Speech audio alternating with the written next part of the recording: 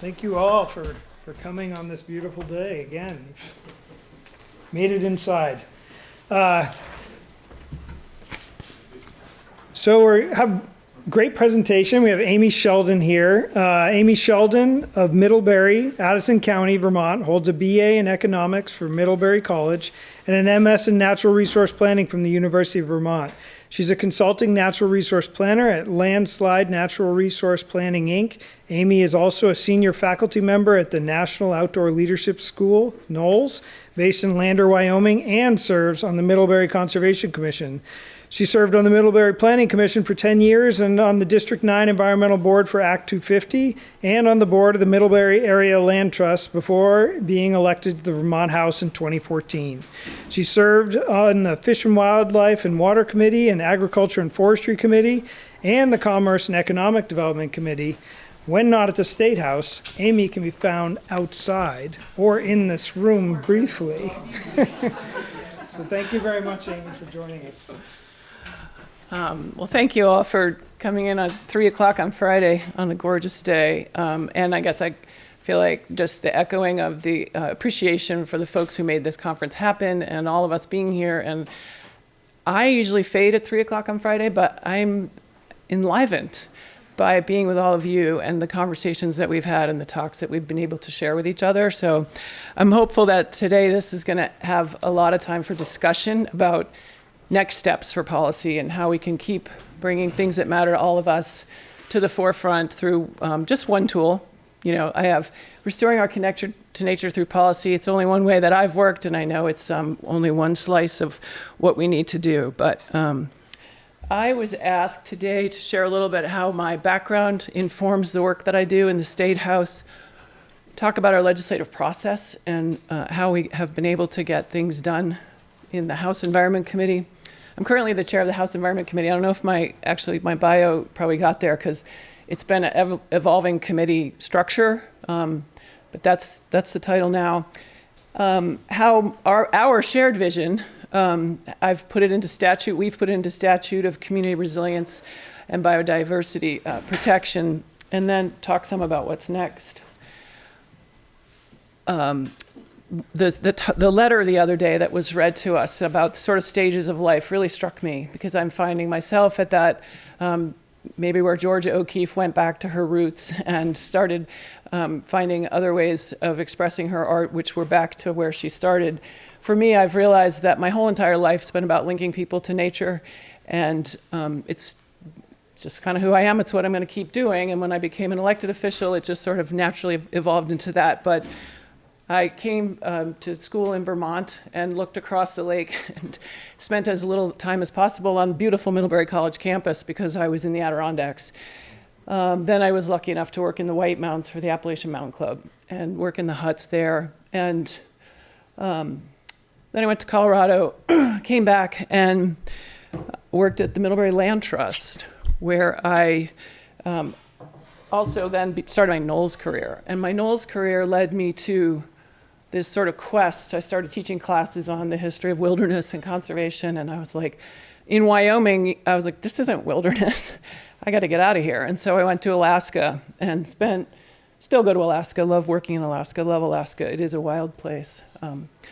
But while at the Middlebury Land Trust and also working for NOLS in search of wilderness, I realized we have wilderness right here at home in Vermont, and our communities are integrated into the natural landscape.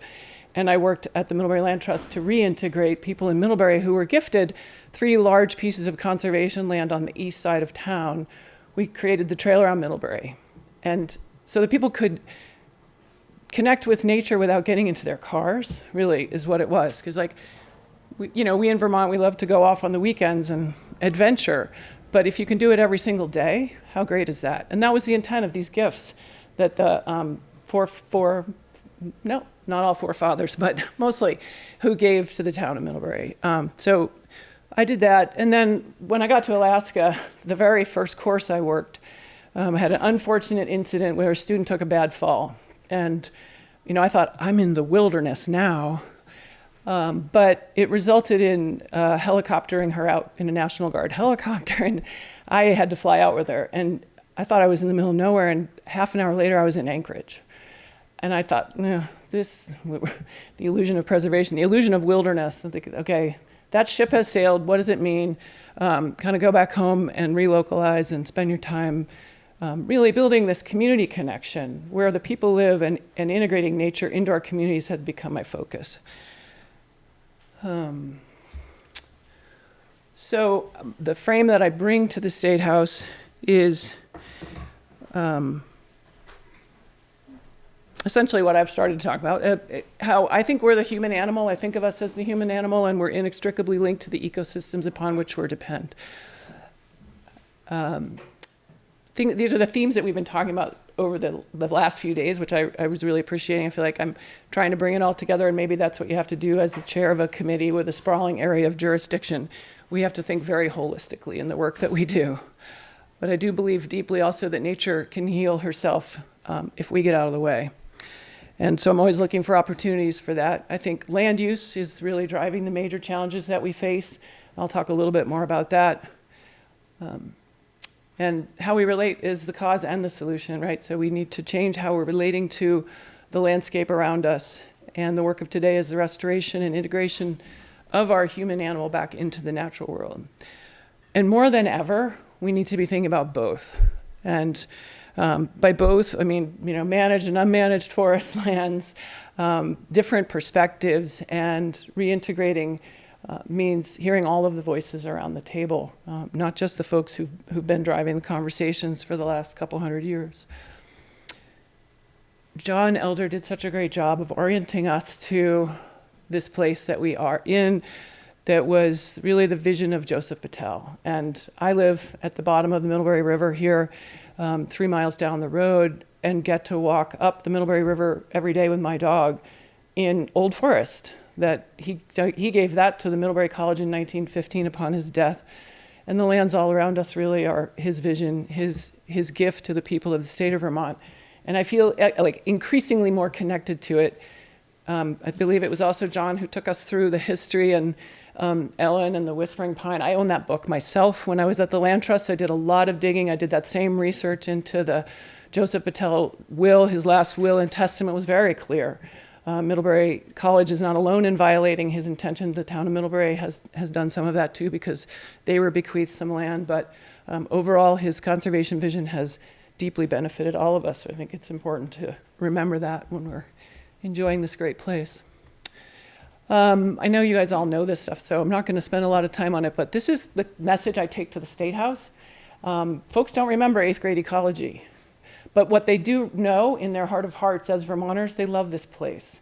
And they, like, legislators will call me up and say, like, help me understand why this is this, and it's just the basics of things that we know. But of course, we depend on functioning ecosystems that are providing us clean air, clean water, and healthy habitat for us. I think it's fascinating when you revisit. I'm also revisiting, because I'm cleaning out my bookshelves, the history of everything I've accumulated and learned. And Jared Diamond's Collapse is worth a reread. If you haven't done it, I pulled it back out. I'm like, okay, but the Mayans knew they were having climate-driven droughts for 300 years, and they didn't do anything.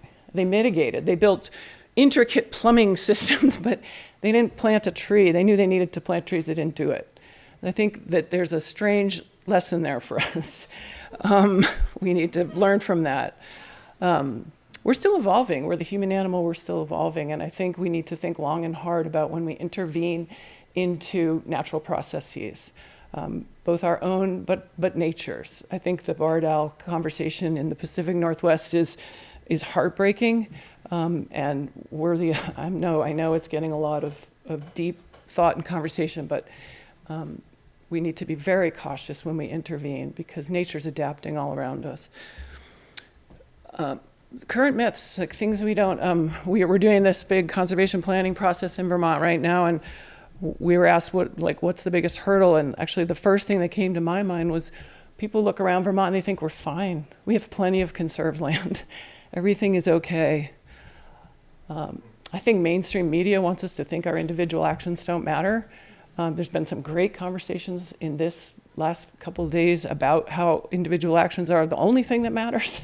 And we work together, we need each other, but if one of us doesn't stand up and lead, then nobody follows. So, go with your gut. And again, the last conversation I was in this room for, talking about we need to reduce our consumption. There's a myth that we can through technology, not just maintain our current lifestyle, but use more energy, more resources. And that's not going to work out well for us. Some sobering statistics about Vermont. The U.S. Forest Service estimates we lose 10 to 12,000 acres of forest land a year. We all know there's a risk of major extinction. The UN tells us regularly we need to listen. This is a snapshot of individual houses, E911 data on the GIS of my town, Middlebury. But it's a really good representation that 88% of Vermonters live outside of a designated center. And for those of you not in Vermont, that's a land use term of where we want development to happen.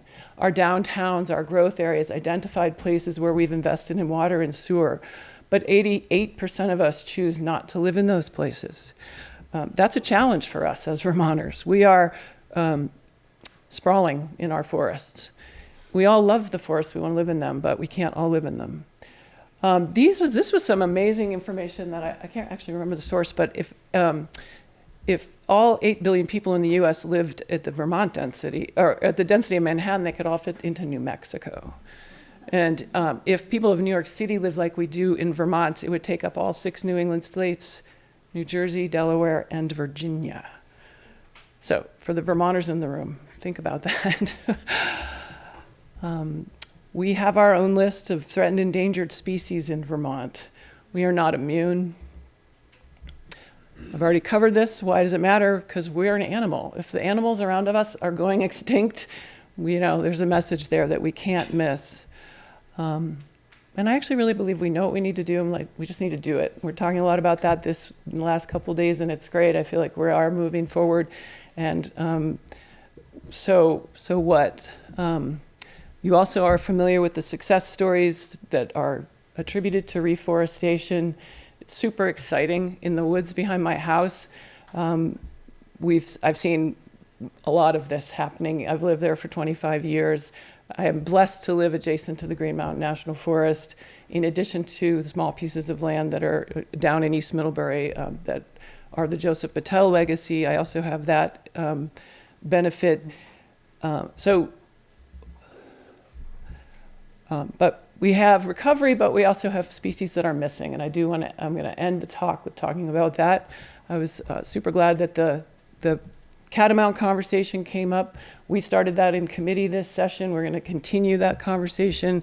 I think it's important for us to, we have to include wildlife in the conversations that we're having around a functional landscape. It's a tough conversation to have in a state house, but we have to get over it and start talking about it. So a little bit about our process. Our area of jurisdiction in House environment right now, we consider matters relating to conservation and development, climate change mitigation, land resources, air, water, wildlife, solid waste management, and other similar policies.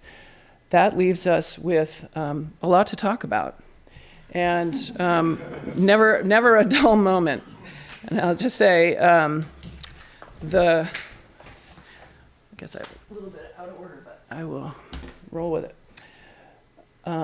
So kind of my approach to managing my chaos, which I have another little picture of another way I manage my chaos, but is I just see that all of these crises we have are interrelated, and that the place that the House Environment Committee can be most effective is implementing policies that are nature-based, which are also usually less expensive, by the way, and also they overlap. They'll address the human health crises if we can get people to understand that getting outside and getting fresh air will help their health. They can address climate and the biodiversity crisis at the same time. I do take the integrated approach. I love my frog on my lettuce in my garden. It's like. So we can focus our time, energy, and money on mutually beneficial outcomes and not have myopic thinking that creates the exacerbating other policies, another crisis. So one thing we're not that good at, we look a lot at costs. We don't take account of benefits very well in our analysis of almost anything.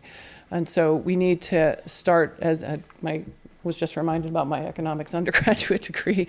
It is funny though, your undergraduate degree does sort of shape the way you see the world in some ways. And I do look at many things through that lens first. And it's amazing to me how we miss out on really doing real benefit cost analysis on things. So we have a vision in Vermont that we've codified around a functioning landscape. And I hold that all the time when I'm thinking about priorities for the session. I'm very hopeful that nature can heal us if we let her. So another thing I want to do right now is do a pitch for democracy. Our democracy's in trouble, if you haven't noticed. And the only way it lives and thrives is if we stand up and run for office and engage. There's a perception out there that we need to do more public processes than the State House for a lot of what we do. Being a legislator in the building, I feel very strongly that that is our public process. We invite Vermonters in all the time. It's long, it's boring, it's tedious. My committee is here, God bless them. We have the best committee room in the State House. It's a glass room that was probably put on in the 1980s. But we can open the windows, and we are essentially in the woods. Part of what has enabled me to serve for 11 years in the Vermont State House is Hubbard Park is right behind the State House, and I can go for a walk in the woods at lunchtime every day, and I do, just to stay sane. We have deer that walk by. The most interesting thing we've had go by is probably a possum. In addition to a PFAS penis, which I spared you the picture of. But one day we were in committee, and this is me, and this PFAS penis just showed up. So we get protesters, and we get all kinds of things. I mean, it was someone. We were doing a PFAS bill, and apparently PFAS is linked to testicular cancer. And so this person was in a full body suit. It's like, oh, all right, at least he keeps it interesting for us. So I encourage you to practice democracy on whatever level you can. Your school board, your select board, your state legislature, or your federal office if you're so inclined. But I do think of it as practicing democracy. It's a practice, it's an exercise, and we have to engage in it or it's going to die. I bring the science to committee. When you educate people on the state of the environment, they can't vote no. We've been really so negligent. It's embarrassing.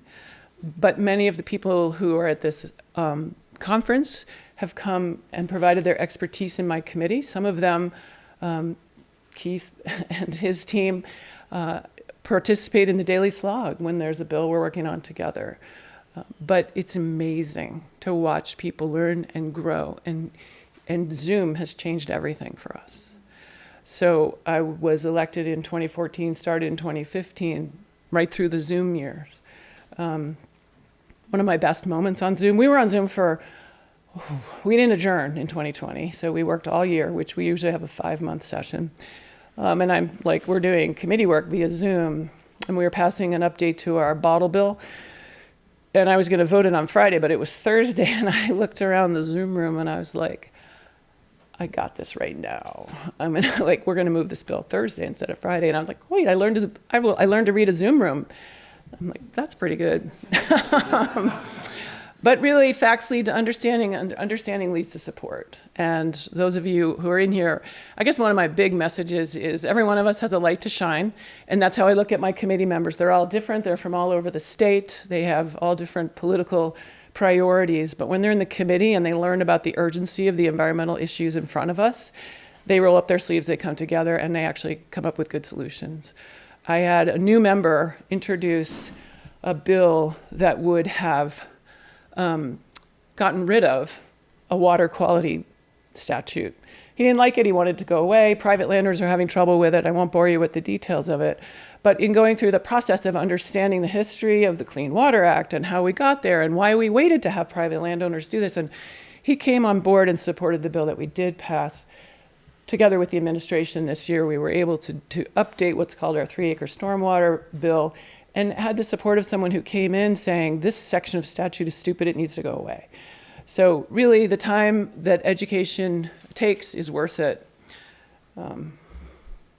Here's the organizing chaos. This is in my home office. This is what we did in 2022 in our areas of jurisdiction.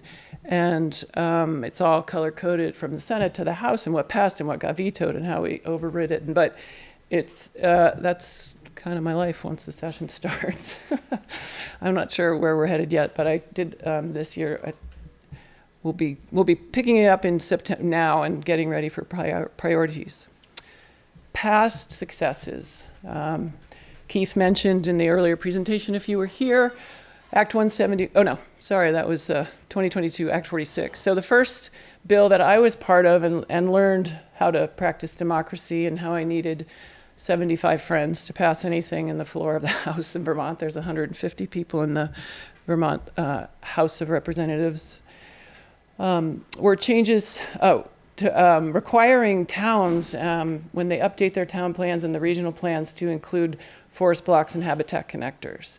And I'd be remiss if I didn't give a shout out to Jamie Fidel, who really worked on that before I got there and with me all through it, and we got it across the finish line with the help of many others. But that's kind of a big deal. And now, 10 years later, towns are mapping their forest blocks and habitat connectors, which is huge, because I think what we all know is the only way we change things is locally. And getting people to engage in proactive planning is critical to everything that we all care about. Keith, as I mentioned, the changes to current use that allow private landowners to accrue, some private landowners whose land meets certain characteristics can remain in our current use program while also not managing for active timber harvest. In 2022, we need to be careful. Did I? Yeah. So, we updated our wildlife wanton waste in Vermont. We had a pretty old statute relating to the wasting of wildlife. You didn't have to use certain animals if you killed them, and now you do. I'll talk a little bit more about Act 59, the Community Resilience and Biodiversity Protection Act, but that's our kind of our half-Earth bill, if you will, probably the most relevant thing to this audience, and also super exciting, a big win for us. We also passed a significant Flood Safety Act in 2023, and then we updated our statewide land use regulations in 2024. All of this right now is in process. We've asked our state employees to take on a lot at the Agency of Natural Resources mostly, but also at our environmental board, where we're doing a lot of the statewide land use regulations and our regional planning commission. So when I think about what we'll be doing, this year and what we did last year, we're not doing these big bites, but we are updating other important bills that are smaller. Here's just an example. This is Middlebury beginning to think about mapping their forest blocks and habitat connectors. The reserve forest land, which allows for forests to be managed for old forest, significant rare natural communities, rare threatened endangered species, riparian areas, forested wetlands and vernal pools.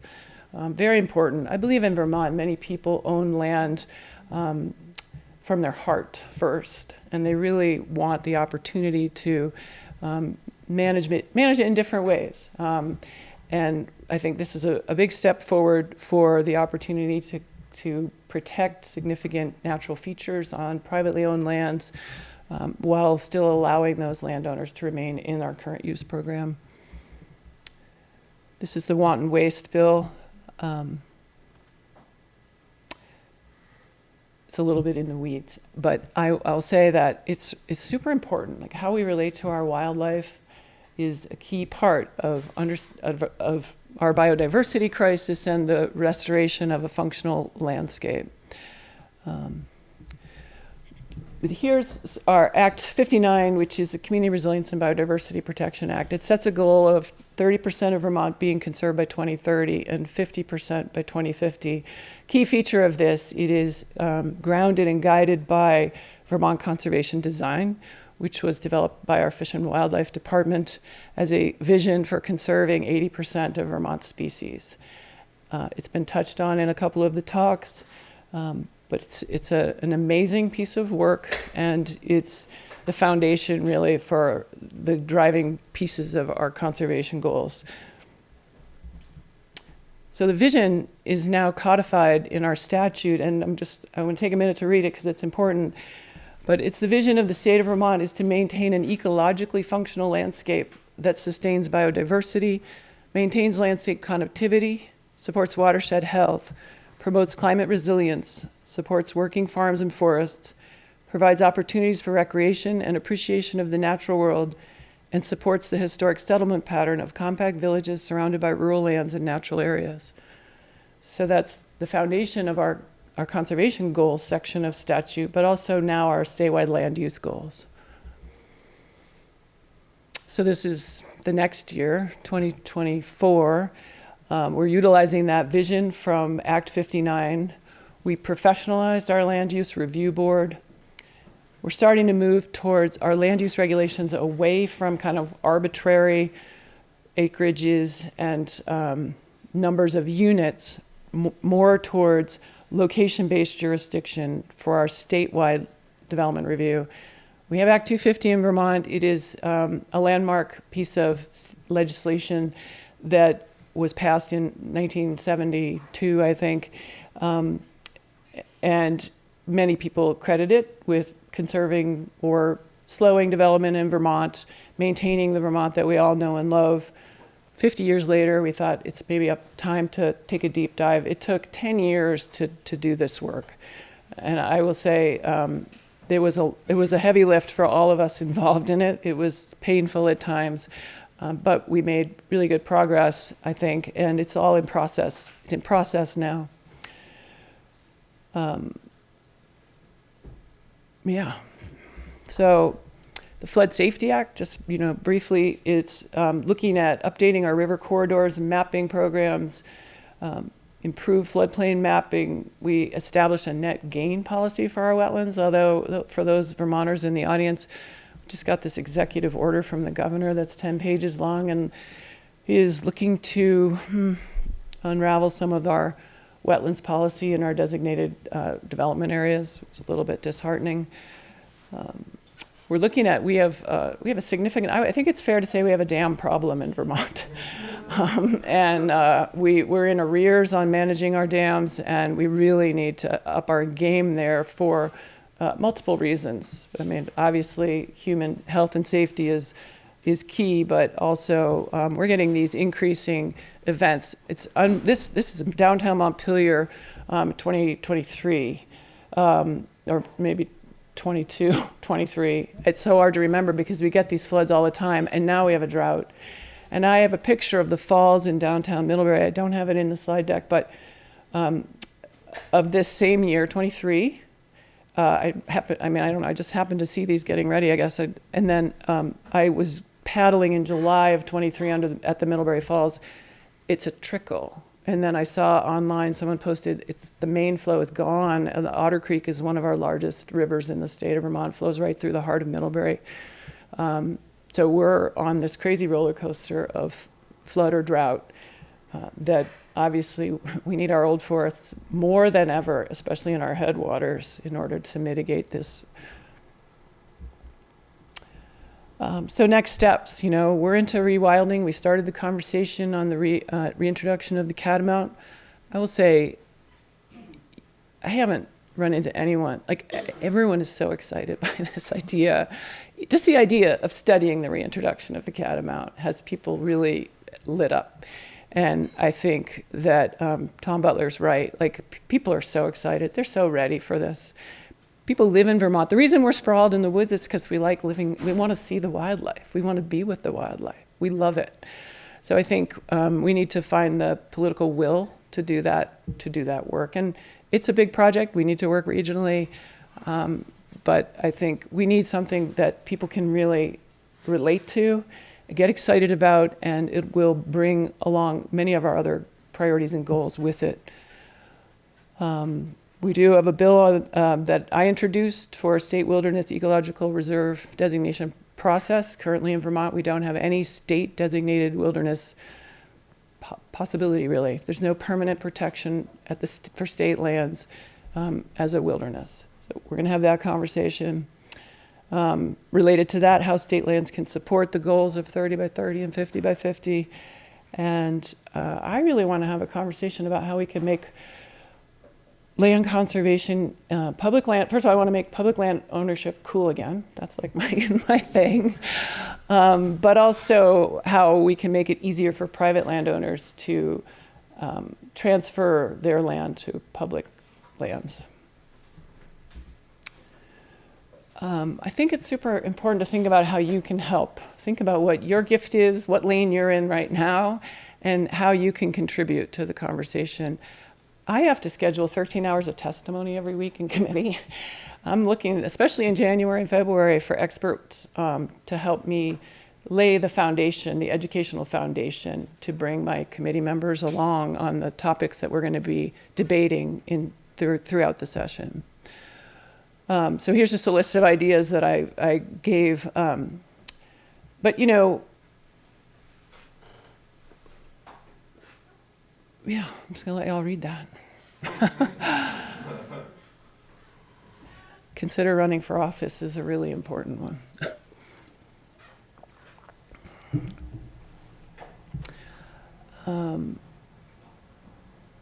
And for the Vermonters in the room, right now the Act 59 process for the planning piece of that legislation, that was a two-part legislation where we asked for an inventory.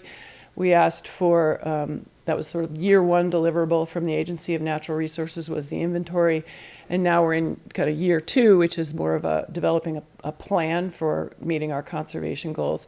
And I think the public process has been happening all summer. It may be winding down, but there's still hopefully ways for you to engage in that.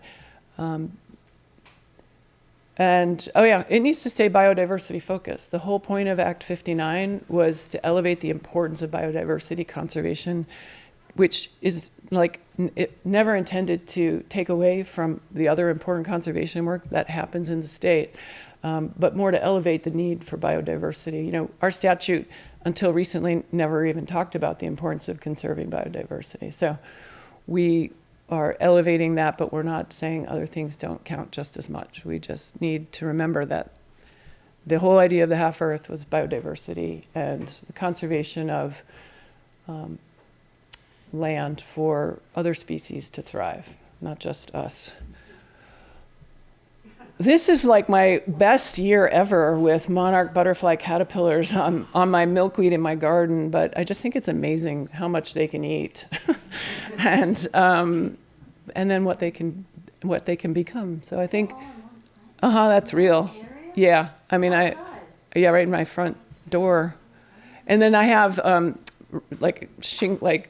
shingles on my porch, and they go from here. And the chrysalis, and that year I could watch them emerging. It was an amazing year.